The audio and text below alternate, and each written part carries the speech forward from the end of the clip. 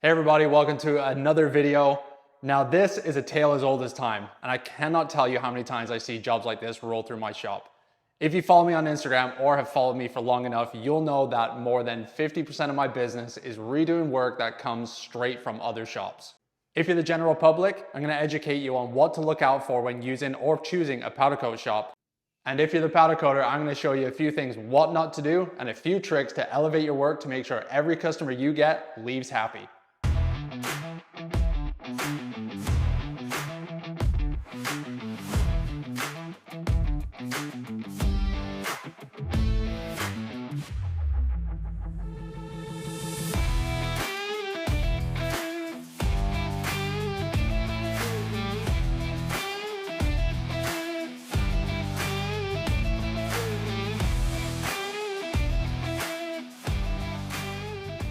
You might be able to tell right away what this is for. If you're a car guy, if you're not, this is for a Subaru. So this is the Subaru intake manifold, the turbo, and all the piping for the front mount intercooler.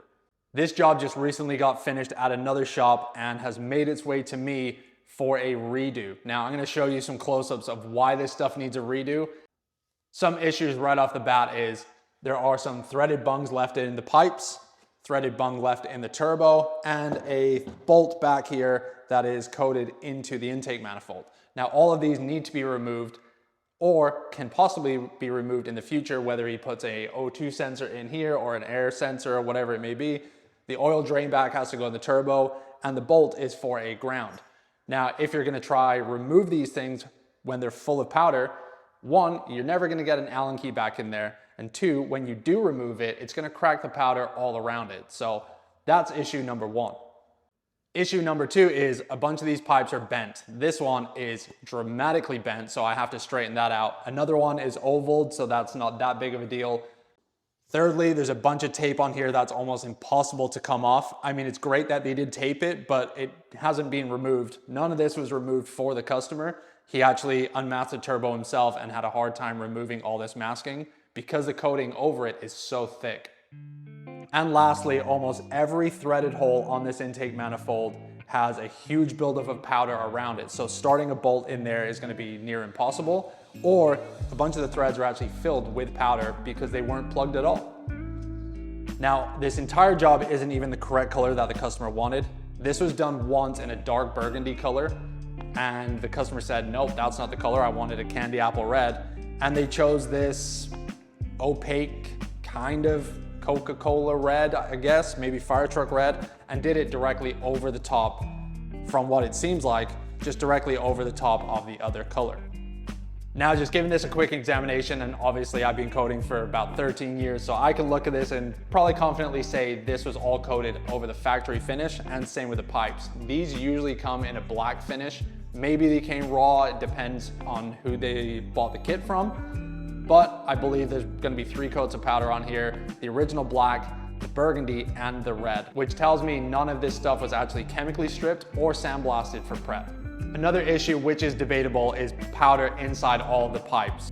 I've seen some kits come from manufacturers and it's all coated on the inside, but to me that just seems sloppy for how easy it is to cover that to get a nicer finish. The inside of every one of these pipes is filled with powder, whether it be a little bit or a lot. I think it's completely unnecessary, and it just shows a lack of detail or a lack of care for the customer's parts. Like I said it a minute ago, if you followed me on Instagram for long enough, or if you want to check me out on Instagram, I have a hashtag called Whose Man Was This? And that's what I started to do years ago. I'd say probably 7-8 years ago. I would document all these kinds of jobs on my Instagram, which would usually be on my Instagram story. And what the purpose was to educate viewers, the general public, and I guess in turn it helped other coders, is to explain what is wrong with all these jobs, how to tell when a job is incorrectly prepped, incorrectly taped, whether it has been blasted. This will all give you an idea of what to look out for when using or choosing a powder coater. I would always say, and I still say to this day, I don't care if you use me as your powder coater, just don't get ripped off by the next guy. So I show my entire process when it comes to taking in the parts like this, giving them an inspection, showing all the issues that I find, and then chemically stripping the parts. So that's number one, is to prove and to show and to be honest that I'm doing the work that I'm charging customers for, as in turn should other powder coaters. Then once everything's chemically stripped and back to bare metal, that is the indication right there, and it pulls back the covers to whether the previous coater lied about their prep work or not. Sometimes after chemical stripping, you can find a insanely rough blast profile, which is more for an industrial type blasting, or they've just used a way too coarse of material for aluminum. Anytime that's the case, you notice that the powder is on way too thick. So for example, on this turbo, all the lettering right here and right here is almost non-legible. You can't even really tell what it says. So that's always an indication to me that the prep work is too rough and they're trying to cover it with a thick layer of powder. So basically, once you chemical strip all these parts, you can tell what the blast profile is like or if there's a lack of prep whatsoever. Sometimes people might just hand sand or scuff, which to me, that isn't good enough. If you're offering powder coating as a service at your shop, you should have all the legitimate equipment that you need to get the job done correctly, efficiently, and to add the longevity that you need. Another issue is undercuring. So that's when the powder isn't cured at the right temperature or time that the powder calls for. Already this pipe has some chipping on it and the turbo has some chipping on it as well. I'm just gonna do a quick tap test with a hammer just to see if this starts flaking off. That's usually an indication of undercuring, is when it chips very, very easy.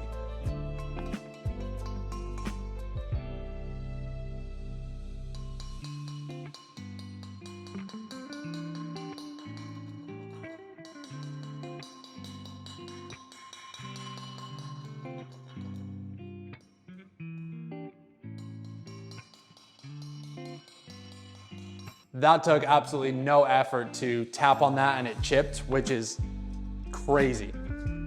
I can also see black underneath here. So that's the factory finish that came on this pipe. So a bunch of these, I'm assuming this one was just black and the red. I don't see any burgundy under here, but I see burgundy under a bunch of the other parts. So this already is undercured. That's chipping way too easy. So one of the common misconceptions in this industry, and I see it way too much, is people going off oven temperature instead of part temperature. So if you see chipping on your parts already, that means they're undercured, just like this one. It takes absolutely no effort to chip that. Or if you see a bunch of spider cracking, which looks like spider webs over the part, but you cannot feel them, that's a sign of undercuring when it comes to clear coats and candies as well. Another huge issue to me with these parts, and it's driving me more crazy than it does the customer because he said it doesn't really matter, but the shop actually drilled holes in every single one of these pipes to hang them up. The customer said it's not that big of a deal because the coupler is going to cover all of that, but to me that is absolutely insane that a shop would go ahead and just drill holes in a part without confirming with the customer. So already that's a big red flag to me that this shop just has no care for customers' parts. Now lastly is picking the shop and making sure this doesn't happen to you. The best thing to do is not be in a rush. I know you're excited to get your parts, to get them on, to show off your car. It's now becoming summer here in Canada. It's the middle of, just about the middle of May, and everyone wants to get their cars going. Car shows are starting. So everyone is just super amped up and they want to get this stuff done now. Especially if you're new to powder coating and you haven't got stuff done before, to you it just looks all the same. But these are all the things that you need to look out for. Obviously, looks can be deceiving online. You just might see some fancy pictures, some fancy colors, things look shiny and sparkly in pictures, but just remember, you're looking at things on a phone screen about this big. You're not seeing this stuff up close and you're not seeing it in person. Definitely do a lot of research and figure out what your budget is, what you'd like to spend on something like this. Let's say your budget is $500 and a shop tells you this is $600. Is that gonna be the make or break that you don't wanna spend the extra $100? Or are you gonna try find someone who does it for $400 to save yourself a bit of money? If you're gonna cry once, you might as well buy once. So if somebody's gonna charge you a lot of money for this and you know it's gonna turn out perfect, then it's worth that little bit of extra money and the investment. The other thing too is how far are these shops away from you? Now, think about it. If you want to go to a concert and it's 3 hours away to go see your favorite artist, you're not going to wait till they come to the closest arena to you. You're just going to make the drive and go see them. If somebody's selling parts that you really want, but they're hours away and it's the only person around in the area selling those specific parts, you're going to make the drive to go get them. So it should be no different when you're going to go see a powder coater to get your work done that you know and trust. I advocate strongly on my social media. Again, you don't have to use me, but make sure you do the research to a shop that you know is going to do the work that you're paying for. whether it be the prep work or the actual coating, the masking procedures, or any aftercare. So I would recommend making a post online looking for a powder coater in this general area wherever you're from. And then when you get a list of shops and recommendations from people, ask the questions. Was the work good? How long has it lasted? Did they do all the prep work that they said they were going to? Then turn to Google. Do a Google review of that shop. Is it a 5-star? Is it a 4-star? Is it somewhere in between? Then check out the negative reviews and how that shop responds to those negative reviews. Message those shops directly. Send them pictures of your project, what color you'd like, if they even do offer that color. Do they do the blasting? Do they do the chemical stripping? Ask them their prep process and coating process. Check out all of their pictures if they've done a job like this before. Did they coat inside the pipe or not? Do they post any close-ups of threaded holes or not? So Google reviews, Facebook reviews, check out their Instagram. Now that I've told you a bunch of this stuff that you can look out for, you can probably pick a bunch of this stuff out on their Instagram pictures. That's even if they have a lot of pictures, because I know this shop didn't actually post a ton of stuff about powder coating. Now, one of the biggest things to look out for is, does this shop specialize in powder coating only? Or is this an add-on service to the multiple things that they offer at their shop? But if a shop offers things like window tinting, car detailing, tires, tire swaps, wheels, powder coating, painting, if they offer multiple services, now I might get roasted in the comments for this, but that's okay because this is my opinion. If a shop is a jack of all trades, they are a master at none. So first things first, I'm gonna throw these in the chemical stripper and get all of this finish off, and let's see what we're dealing with underneath. So I pulled the turbo out of the chemical stripper just to give you a quick look. As you can see right here, there's a darker red color and a lighter red color. So that was the first color that they decided to shoot. It wasn't correct, and they've just gone over it with another color. This right here is a huge indication of being undercured. You can see the powder right here is turned into this like stringy, gummy, chewing gum-like consistency. This means that it's undercured, so it's actually turning back into more of a liquid state, which is nasty. It takes forever to strip off. Now, if you're a coder and you want to combat this and make stripping easier for you, what you can actually do is throw all of the parts in the oven and give them a 400 degree for 20 minutes and actually kind of over bake all this and make sure it's fully cured before you can strip it. Then it will actually fall off in sheets and come off as it's intended to. This right here is being in the chemical stripper for about 5 minutes. You can tell it's already started to take quite a lot off. This initial layer, the darker red, is actually falling off in relatively big sheets. As you saw here, it fell off in a big sheet. So that's good. So the actual base layer is, I would say, fully cured, maybe not, but at least more cured, that it's coming off easy. But the top coat, this lighter red, is just a nasty mess, which is actually going to take a lot longer to make this strip. The other indication here is the turbo is actually just the factory finish. This wasn't blasted at all. So once this is stripped, you can just tell, even just by a little bit, there was no prep done on this at all. And now everything is chemical stripped. It's all laid out here, and boy, oh boy, no surprises that nothing was prepped correctly. So I got a few things to show you. First is the turbo. This was somewhat sanded. They've gone over and sanded the lettering just ever so slightly for whatever reason. Same with the AR-72. Might be hard in this lighting to tell, but they've actually gone over this with probably something like 220 grit, maybe 320, and they've knocked down some of the casting, but they've done it very inconsistently. So it's very rough, like right here where my thumb is, but then it's not rough right there. So I'm gonna have to sand this down, make this look nice and even. I'm gonna use 80 grit to really knock this down, and I'm gonna leave this lettering exposed and brushed after it's been coating.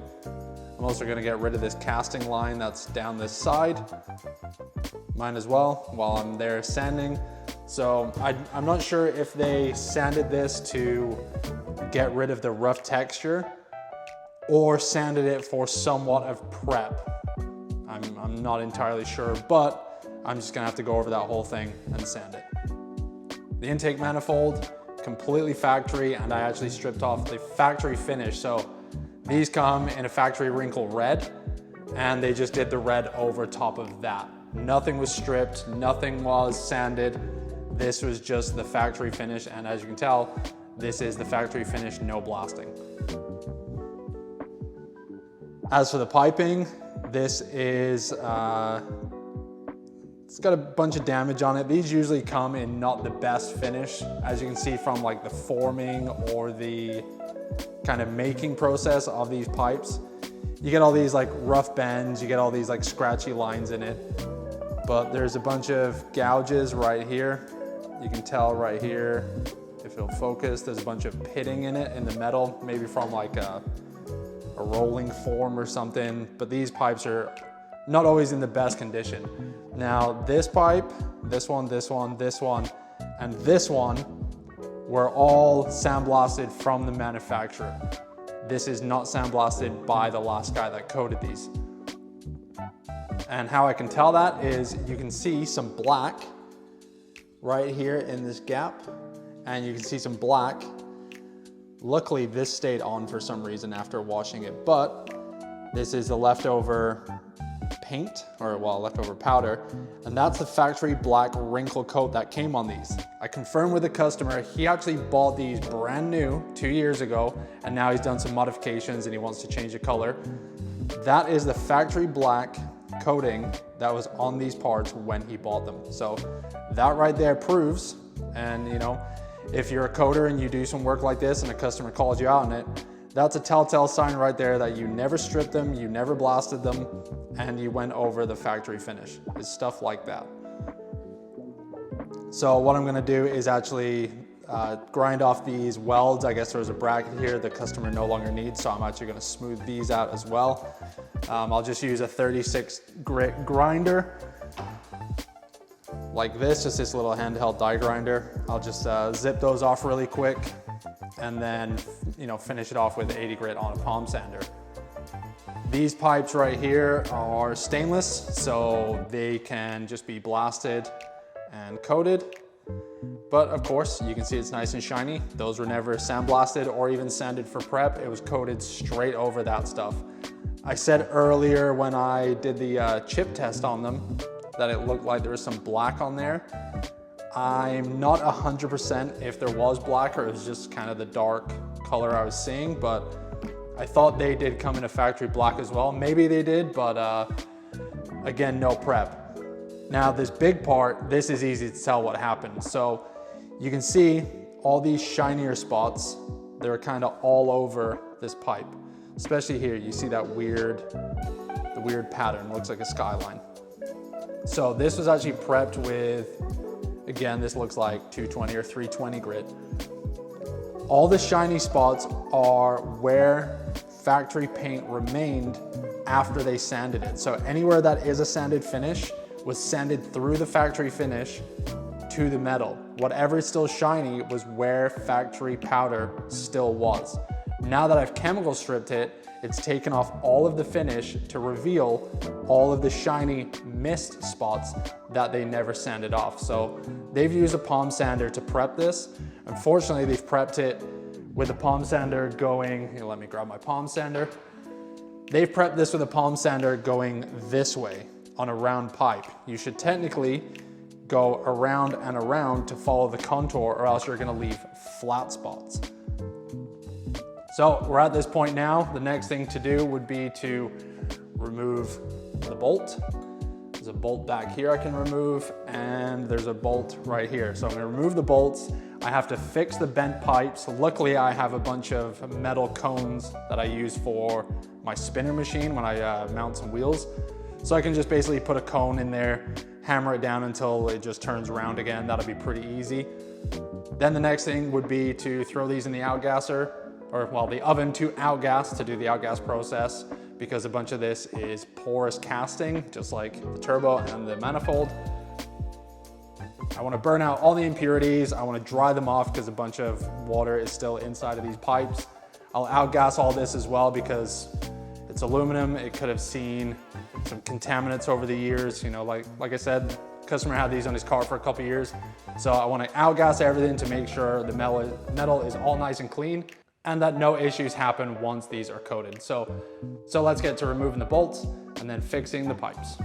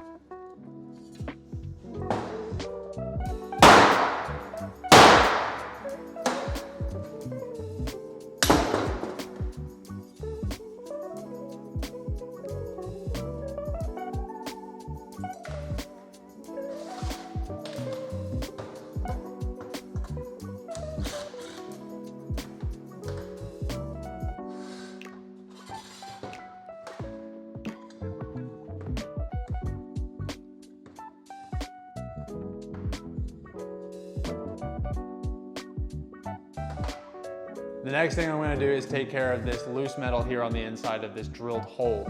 I'm going to use 320 grit just to knock that down.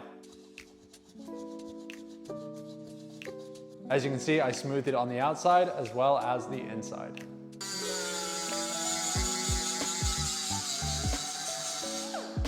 I've got those two tabs taken off. I used the die grinder right here with 36 grit cookie discs, and then I followed up with 80 grit on a palm sander, and I just smoothed that all off. The next thing I like to do when parts come in sandblasted, it's always hard to tell if there's any damage, if there's any gouges, nicks, and stuff like that. So what I do is I get 180 grit piece of sandpaper, and all I do is just quickly go over the whole part. As you can see here, it reveals quite a lot of damage and some manufacturing imperfections. This ends up highlighting all of the low spots. So here you can see there's a big gouge right there. There's a couple big deep scratches right here. That's just part of the manufacturing process. It's up right here as well. There's some lines that go around the pipe right here. And I'm sure there's a clamp or some sort of rubber mount that went across here. You can see a big square, and it's actually a lot of pitting, especially right here. I'll show you on the next pipe. You can see a big line that goes all the way around the side. Again, that's probably from the manufacturing process from having it bent. All of this stuff I want to sand out, so I'm going to use 80 grit right here on the palm sander, and I'm going to sand all of this nice and smooth, especially on this side as well. Again, if you look at every pipe, this one has a big gouge in it right here. Unfortunately, I'm not going to be able to sand that all the way out. That's definitely too far into the metal. It must have been rubbing on something in the engine bay, another mount or part of the chassis. So that, unfortunately, will have to stay. I'll clean it up and make it look a bit nicer. But all of these deep gouges right here, you can see, again, this has a bunch of lines on it. There's a tiny little dent right here, which unfortunately I cannot get out either. That's probably rubbing on something in the engine bay, or maybe it's actually flattened just due to a clearance issue. Got a big rubbing area right here that has a bunch of gouges in it.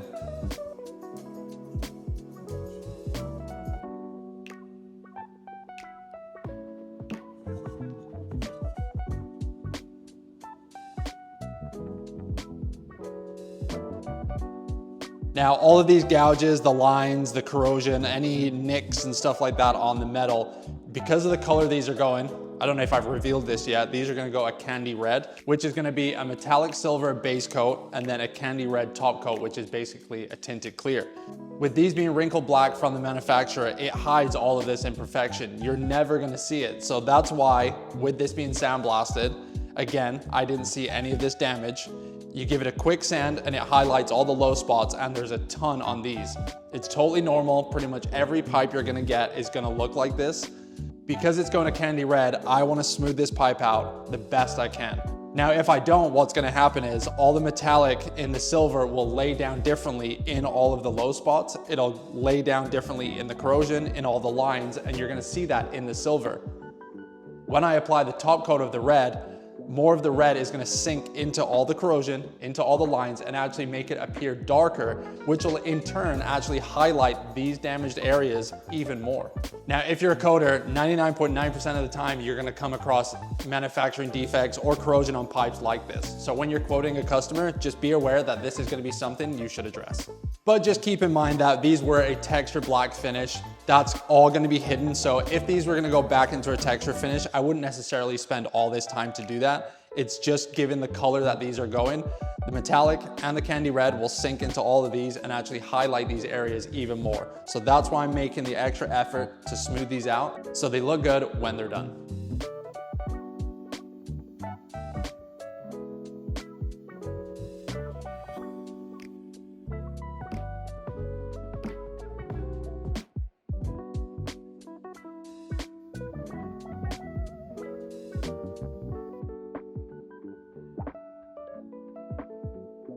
All the pipes are now sanded, the turbo's sanded, the intake manifold I'm gonna leave as is. That's something that is not a part of the quote. These intake manifolds actually take quite some time to smooth out because they are kind of rough, as you can see. I don't know if you can see the close up.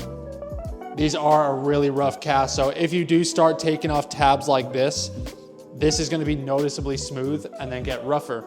There's little casting marks like this, there's these little dots. There's lines across the back. If you are gonna start shaving an intake manifold like this, you have to go all out and you have to do the entire thing. Now, a lot of people do want a bunch of these mounting tabs removed. This isn't something me and the customer talked about at all. This is just gonna go a candy red as is. It's still gonna look great. It's still gonna look metallic-y, shiny, but you're just gonna have this slight texture look in it, which is gonna be fine. It's still gonna look really good. With the outgassing done, it's time to sandblast. Now, if you watch my last video, you can notice that my screen is being replaced. Not only that, I've actually added a second light up here, 2 more lights in the top there and 1 over there. So in here is insanely bright. I've also changed a filter in the dust collector. So now I can actually shoot footage of me actually blasting because that is super satisfying to watch. I've got a couple high temp silicone plugs in here just to protect the threads and to protect in here. Now, I don't need to plug the insides of here because I'm just gonna not directly point the blaster inside the pipes. I'm just gonna blast on this angle away from the opening. So let's get these done and then I can get onto the manifold and then the turbo.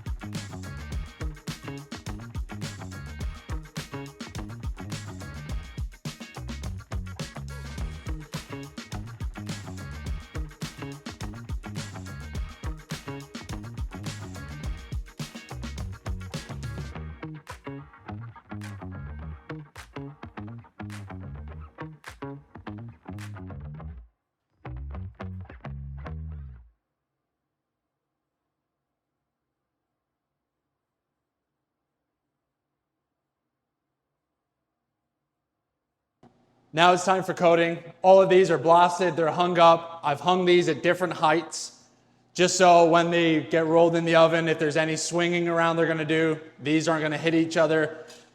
So if you ever do pipes like this, I've arranged these. I've actually played a bit of Tetris and I've figured out the way to hang these, especially knowing how hot the back of my oven gets. I want the larger pipes towards the back, the smaller ones towards the front where they don't get as hot. So this will make them heat up all nice and evenly, and especially with all the height difference. So all I've done is wrap a wire through them. I've twisted the wires together and hung them with my S-hooks. I've used silicone plugs. I get these from High Temp Masking Supply. And I fortunately had enough to get all of these pipes done. Literally, I don't have one more. So this isn't the end all be all. So with the wire and with the shape of these pipes, they're not perfectly round like they are to the plugs. They leave a bit of gap. So what's gonna happen is some powder is gonna get on the inside of the pipes, but I'm gonna show you a quick trick to get the rest of that out once they're coated. I'm gonna be removing the plugs before they go in the oven. That way I don't have to worry about heating up the plugs. Now when it comes to the holes that got drilled in the pipes, I've actually just used a bit of high temperature tape that's meant for powder coating. I put it on the inside of the pipe. I don't want to put any plugs in there. Again, I'm going to have to remove all those. And I don't want any overspray to go inside the hole, which will in turn go inside the pipe. We want to keep the inside nice and free of powder. Now, if you don't have plugs, another thing you can use is a coffee cup. I know that sounds a bit silly, but if you have some coffee cups, you can just slip them in there. All it's doing is preventing powder from going inside of the tubes. Other methods I've seen is actually blowing up balloons, but I don't have the lung capacity for that to blow up all these balloons to put them inside. You would basically just put a balloon on the inside, blow it up, and then tie it, which that in turn just takes a little too long. And I don't know anyone that just has a bunch of balloons laying around for no reason. The other method, which I'm going to show you in a second, even though I do plug these, it's basically getting the bulk of the powder away from the inside of the pipe. There is going to be overspray that gets inside. Simply just use your air hose, put it in the one side, quick little tap of the trigger, and it's going to blow all the powder off the other side. Obviously, switch sides, put the air nozzle in the one side, it'll blow out the other, and you have to repeat this for all the coats that you're going to be doing. Just keep in mind when you're blowing down the one side that you're not blowing air to one of the pipes that you've already coated that's adjacent to it, and blow off the powder that you've just put on. With that being said, let's load up the hopper with the metallic silver and get to spraying.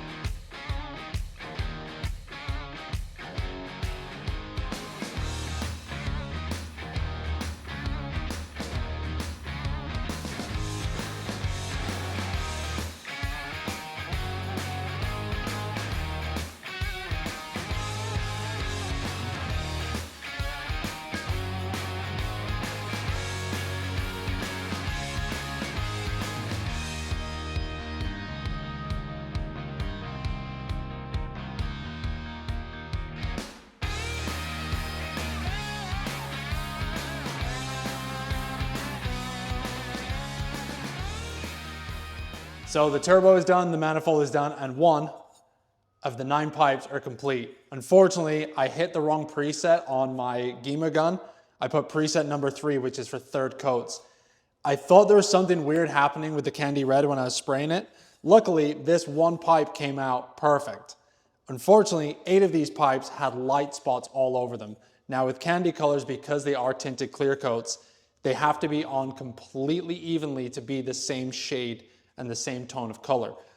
Unfortunately, a bunch of these had light spots in the corners right here, and just along some of the pipes, they had a pretty light edge. As you saw in the video, I focused on one pipe at a time when I was spraying the red. That's because I didn't want to miss anything. And unfortunately, because of the preset, more powder ended up on my floor and in my booth than it did on the actual pipes. Weirdly enough, it looked like full coverage, but it just didn't cover thick enough. A bunch of it was enough to cover, but just not enough to fully coat the right thickness that these were supposed to be. This one, I don't know why this one turned out perfect, but these are all a complete now strip and redo. They've all been chemically stripped, they've been outgassed again just to be safe, and now they are blasted.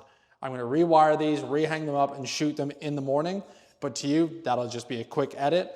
I'm probably not even gonna put that in whatsoever. I'll just show you the final shots, but this is just for you coders out there.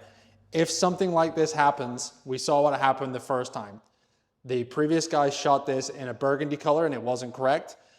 That was fully cured. And then they shot the lighter red over the top. There was no adhesion between the two because the burgundy was fully cured. That doesn't allow the two colors to melt together, creating crosslink and that bond that you need with powder coat. Because all of these were fully cured and they had light spots, I couldn't necessarily go back over these now with a second coat of red. It would change the shade darker than this one that turned out correct. It wouldn't match the manifold and the turbo, and there would be no adhesion on the two coats. So that's why all of this is a complete strip and redo. With round 2 on the pipes completed, this job is now finished and ready to go back to the customer. He is absolutely dying to get this stuff on his vehicle. He waited long enough at the other shop, over a month, to get this stuff done, which wasn't correct. This stuff has been here for less than a week and it's already done, and he's gonna come pick it up tomorrow, get it installed over the weekend, and can finally have fun with his car this summer.